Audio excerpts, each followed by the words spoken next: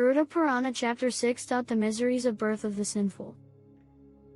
Garuda said, "Tell me, O Kesava, how he who returns from hells is formed in the womb of the mother, and what miseries he suffers in the embryonic condition." Vishnu said, "I will tell you how the mortal is born when the male and female elements are bound together by the union of man and woman. In the middle of the menstruation period, in the 3 days on which Indra incurs the sin of Brahmicide, the body of the sinful begins to form.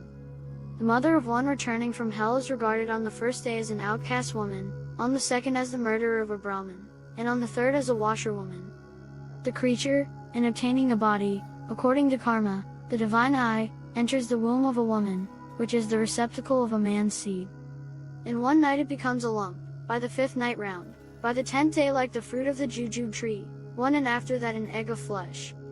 By the 1st month the head, by the 2nd the arms and other parts of the body are formed, by the 3rd occurs the formation of nails, hair, bones, skin, linga and other cavities. By the 4th the 7 bodily fluids, by the 5th hunger and thirst arise, by the 6th, enveloped by the chorion, it moves to the left of the womb.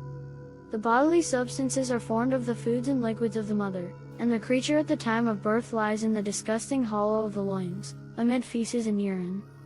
All its limbs bitten constantly by hungry worms, it swoons away repeatedly through excessive pain, as they are very tender. Thus enveloped by the womb and bound outside by the sinews, it feels pain all over its body, caused by the mother's eating many things pungent, bitter, hot, salt, sour and acid. With its head placed in its belly and its back and neck curved, it is unable to move its limbs, like a parrot in a cage. There he remembers, by divine power, the karma generated in hundreds of previous births, and remembering, sobs for a long time, obtaining not the least happiness. Having this insight he, with hands put together, bound in 7 bonds, imploring and trembling, adores in plaintive tones him who placed him in the womb. From the beginning of the 7th month, though he gains consciousness, he who is in the womb trembles and moves about because of the parturition winds, like a uterine worm. The creature says, "I seek refuge in Vishnu, the husband of Sri, the supporter of the universe, the destroyer of evil, who is compassionate to those who come for shelter. I am bewildered by thy magic, as regards body and son and wife, misled by my egoism I am transmigrating, O Lord. I did good and evil actions for the sake of my dependents, and as a result I am tormented, while they who enjoy the fruits escape. If I am released from this womb I will lay myself at thy feet, and I will take the means by which I may obtain liberation. Fallen into a well of feces and urine, I am burnt by the fire of the belly, and anxious to escape from it. When shall I get out? In him alone, who has given me this experience, and is compassionate to the afflicted, will I seek refuge. Let not this transmigration occur to me again. But no, I wish never to come out of the womb, where misery results from my sinful actions.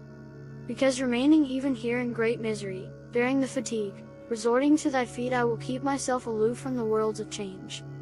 The blessed Lord said, "He who has thus considered, and has been 10 months in the womb, endowed with insight, while praying, suddenly is cast out head downwards into birth, by the winds of delivery. Cast out forcibly, bending down his head, he comes out with anxiety and painfully breathless and with memory destroyed. Having fallen on the ground he moves like a worm in excrement. He has become changed in condition, and cries loudly, deprived of knowledge. If the state of mind which arises in the womb, during illness, on the cremation ground, or upon hearing the Puranas were permanent who would not be liberated from bondage. When he comes out of the womb, after experiencing his karma, then verily the man is bewildered by the magic of Vishnu. Then, when he is touched by that magic, powerless, he is unable to speak. He experiences the miseries of infancy and childhood arising from dependence. He is nourished by people who do not understand his wishes, unable to ward off what is thrust upon him against his desire. Lain upon a bed unclean and befouled by perspiration, he is unable to scratch his limbs, to sit, rise or move. Mosquitoes, gnats, bugs and other flies bite him, skinless and weeping and deprived of understanding, just as insects bite little worms. In this wise, having experienced the miseries of infancy and of childhood, he reaches youth and acquires evil tendencies. Then he begins evil brooding, mingling in the company of the wicked, he hates the scriptures and good men, and becomes lustful. Seeing a seductive woman, his senses captivated by her blandishments, Infatuated, he falls into great darkness, like a moth into a flame.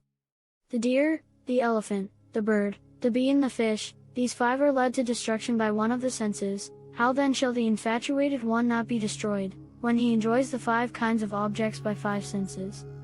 He longs for the unobtainable, and on account of ignorance becomes angry and sorry, and his pride and anger increase with the growth of his body. The lover makes quarrels with rivals, to his own ruin, and is destroyed by those stronger than himself, as one elephant by another.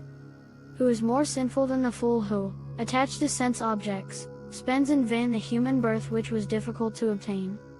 After hundreds of lives one obtains human birth on earth, and even more difficult to obtain is that as a twice born, and who then only provides for and pampers the senses, through foolishness lets slip the nectar from his hand. Then, having arrived at old age, he is troubled with great diseases, and, death having come, he goes to a miserable hell, as before. Thus held fast in the ever-circling noose of karma, the sinful, bewildered by my magic, are never released. Thus I have related to you, O Tarxia, how the sinful, deprived of the sacrifices for the dead, go in hell. What else do you wish to hear?